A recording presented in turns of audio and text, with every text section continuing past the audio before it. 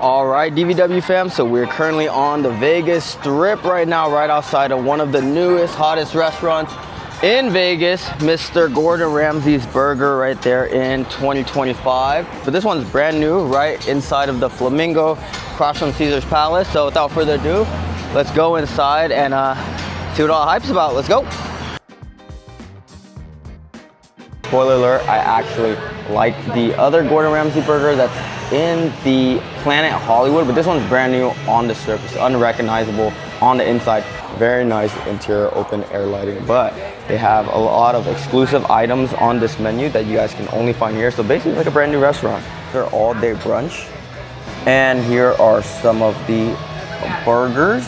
So if you guys see, but the items with the pink flamingo are items exclusive only to this brand new location. But anything with the flamingo means that it is only exclusive to this Gordon Ramsay burger. So my questions were answered because there's almost like 6 to 8 flamingo options on that menu that is 100% different than the location at the Planet Hollywood, which I've been to a couple times. So see that chimichurri action here? I see it, look at that. All right, let's try this unique exclusive to the new Gordon Ramsay at the Flamingo here, the Southwest Burger. Southwest Burger, asada, marinated beef patty, tomato, astudillo cheese, cilantro, chimichurri, avocado, citrus aioli, and butter lettuce. Oh, some avocado in here as well. Oh yeah, look at the inside of this burger. So there's a lot of good stuff. The meat is glistening. I got mine medium here. Oh yeah, look at that. All right, moment of truth is here. Gonna take our first bite of this Southwest Burger, stripping in chimichurri, avocado from what the eye can see, and their astudillo cheese. Let's try it out.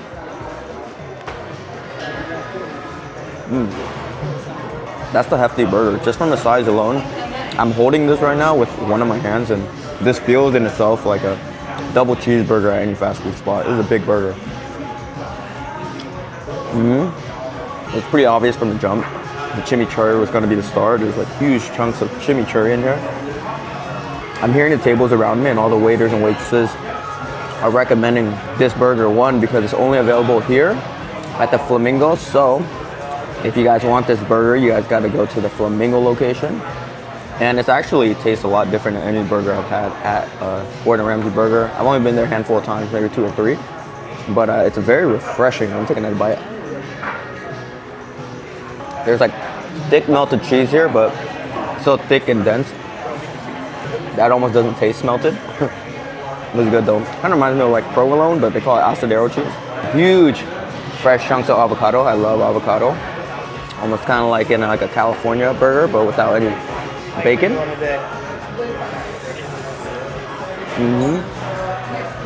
I'm chomping this burger down for you guys because for me, burgers are one of those meals or items where you guys gotta eat it throughout, take a couple of bites to know if it's good or fire or not. Not like a steak. Like a steak, I can take 1 or 2 bites and tell how good it is, but yeah, you gotta keep chomping on this.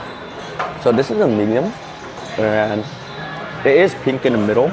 So ironically, I'm gonna be a little bit more critical for this burger spot because I think I just ate one of my best burgers, favorite burgers on the Vegas Strip at the Peter Luger Steakhouse for their lunch special. That was an expensive burger too, but the meat was dry aged, but it's very minimal just with the meat. I'm not saying how I'm a meat lover with burgers, and after eating that whole half, I will say that this is a very gourmet burger. You guys saw the prices, it was comparable. I don't want to use the word for the meat patty dry. It's not dry. The meat quality is a lot higher than a lot of, other restaurants or fast food places. It's a good meat quality, but I feel like it could have been juicier throughout. But the main distinction for Gordon Ramsay burger, I think, is the gourmet quality of it, like all the toppings. Okay, I remember at the other Gordon Ramsay burger as well, my favorite part was just how he customized every burger. So I wouldn't say the meat is the star of the show, but it's just everything, like the whole package, the bun, avocados, that chimichurri sauce was fire. Like when you're biting throughout the meat, you're getting like pockets of like cheesiness from the astudillo cheese and pockets of like saltiness and spice from that chimichurri sauce. And If you guys love chimichurri sauce, you guys would like this, and I do. With all the oils and spices and herbs, it's an herbaceous bite. I feel like this is one of the most polarizing restaurants on the Vegas Strip, or just his brand of restaurants.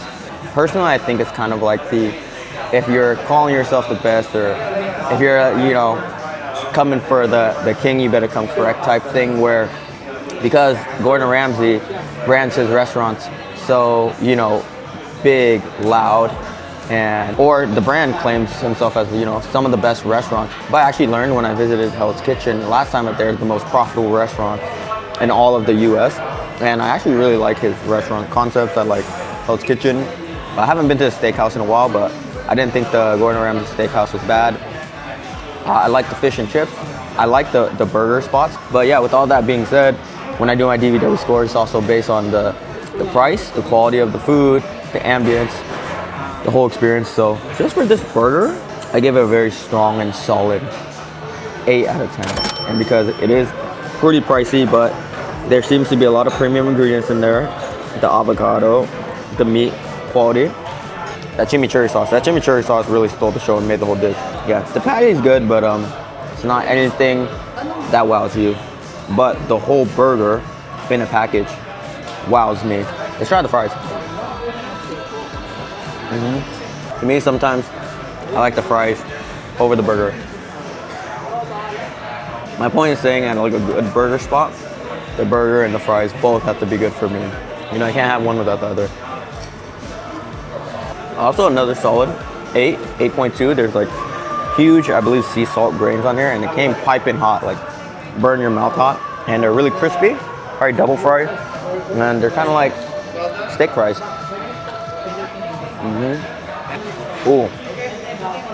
You know, when I started dancing, something good mentioned my taste buds, and I love fries, guys. All right, guys, so one of our Gordon Ramsay neighbors here, Tamika, we'll ask her for her thoughts on the burger. This burger is phenomenal.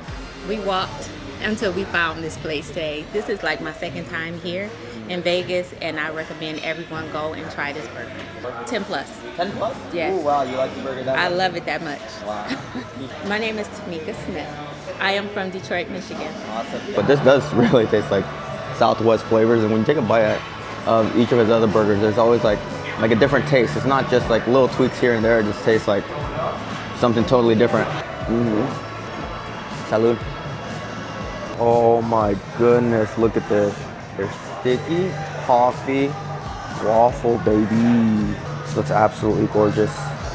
Look at that, that's sticky icky. Oh, look at that. Oh my gosh, guys. I know you see this dessert. This is one of the reasons I live, guys, for a good dessert. Have you guys seen my last Gordon Ramsay Hell's Kitchen or Gordon Ramsay burger at the other classic location? Check those videos out if you guys haven't. But I feel like I am biased to his restaurants because of one thing and one thing only: his Sticky Toffee desserts. And I love that I came here to try this unique one, because it's actually my goal to try all his unique Sticky Toffee desserts. But at the Hell's Kitchen, that was the first time I tried Sticky Toffee pudding ever. So I thought that was the standard. Then I started trying Sticky Toffee pudding at other places, and it wasn't as good. It's just so unique. Planet Hollywood Gordon Ramsay burger, they had like a Sticky Toffee shake. I asked Jason, our server, if they had it here. I don't think they have it here either, but they do have this unique one, which is a Sticky Toffee Waffle. And I've never tried this before, but let us just try it, guys, and I'll tell you. Try it with the waffle.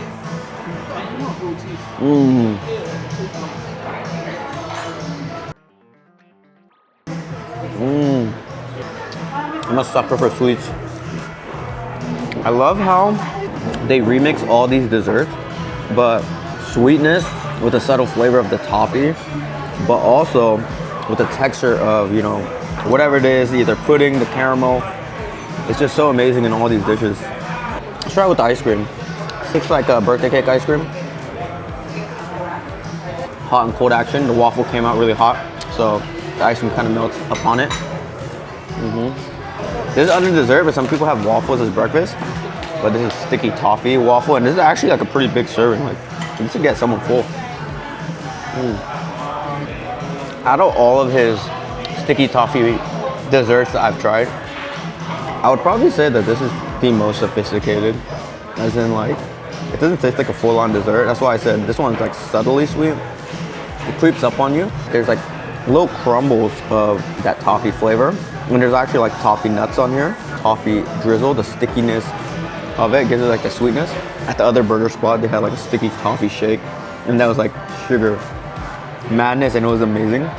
If I were to rank these, I'd still definitely say nothing really tops this sticky toffee pudding at Hell's Kitchen. It's funny, you can kind of see it right in front of us. That's my favorite dessert, but I love all his remix sticky toffee desserts. The pudding is a little bit less dense and filling. I think I consider that number one. I have to try the shake again. The shake was more of like a real dessert. So DVW score for this waffle, I give it a solid 8 out of 10 DVW score. I don't know if I'm gonna keep this, but they do an interesting concept here that I haven't seen before, where there's like a passport, and if you go to 4 of his restaurants, you get some prizes. This would be helpful before, because I've been to a couple of his restaurants, but sporadically over time. His restaurants do it big. Look at all the branding. Is always gonna be UK branding here. He's very proud of his country. And his main brand is like the Hell's Kitchen or Fire, so there's always gonna be like fire emblems all around. And at night, you'll see it from the Strip. This is one of the most noticeable restaurants in 2025 from the Strip. As you guys can see, the Strip's right here, so if you guys want to people watch, there's a patio, Gordon Ramsay Burger, we're in the Flamingo. But yeah, it's a grand, big old restaurant here at the Hell's Kitchen. You could always see the kitchen crew, because if you guys watch his show, like, he's always tough on the chefs, calling them idiot sandwiches and such. So over here, you guys get like a view of the chefs. Hopefully they're a little nicer to each other at this location. But at the Hell's Kitchen, like, you can see all of them just whipping up a storm. This is very cool. So very tourist-esque. I like it. Alrighty, so here's the price of our meal. We're going to charge it to the room. Alright, DVW fam, so I want to wrap up my thoughts on the Gordon Ramsay burger and give you guys an overall DVW score of this spot. Like I said, I feel like any Gordon Ramsay restaurant, any new opening, there's a lot of opinions behind it, reviews, ratings. It's one, even if you don't agree, if it's one of the best restaurants on the Strip, it's one of the most popular. I feel like every time I go to a Gordon Ramsay restaurant, it's all about the experience. There's usually a standard. I've only had one not so good experience, but I'll somewhat give it a pass. It was after 2020 when everything was opening up, and apparently like all the chefs weren't in order, but the pub and grill at the Caesar's Palace, I didn't really like that restaurant at all.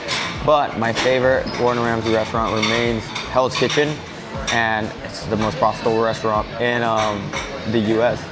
There's always, you know, negative reviews on some of his restaurants being too expensive or not worth it, this and that. But for a DVW review and standard, I like to be fair and impartial and compare, you know, the restaurants I'm reviewing to, you know, what else is on the Strip, the competition. So with that being said, this is a Las Vegas Strip restaurant, so most Vegas Strip grand restaurants are going to have a premium anywhere you go. So you got to take that into account for pricing. 2, it's a burger restaurant, so I'm going to compare to other burger restaurants. 3, it's like a gourmet burger restaurant. It's not like a fast food burger joint, so I'm going to compare it to the rest around the Strip. And with all that being said, every Gordon Ramsay restaurant I've been to, the service has been pretty good, friendly. They make you feel welcome, hospitable, like you're in Vegas. Like, they understand you guys are tourists as a tourist event. They encourage taking pictures with all like the Gordon Ramsay memorabilia and things like that. And for the food was pretty good. With all of that being said, I give this a grand DVW score of an 8.1 out of 10 DVW score here at the Gordon Ramsay Burger, new location here at the Flamingo. So yeah guys, we're gonna finish off this meal and explore the rest of Vegas and see more Vegas food, restaurants, hotels, shows, everything there is to do in Vegas. So make sure you guys subscribe for more Dan vs. World food and travel reviews, like this video, and see you guys in the next one. Deuces. All right, funny story time. I actually have one gripe with Mr. Gordon Ramsay or his team.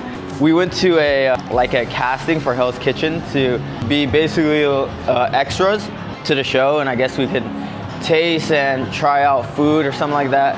We drove all the way to LA. Well, where we're at, it was like almost like a 90-minute drive, and it was sort of a hassle to get there. And we waited there for almost 2 hours, and they're calling people in for the casting. And then we knew something was up because we were one of the last 6 or 9 people out of like 50 or 60. And then someone finally came out a while later and were like, hey, they were full basically. So yeah, basically waste of time. But come on, Gordon Ramsay, you could have used DVW as an extra. Come on. No, I'm playing. That was a while ago, maybe like 5 years.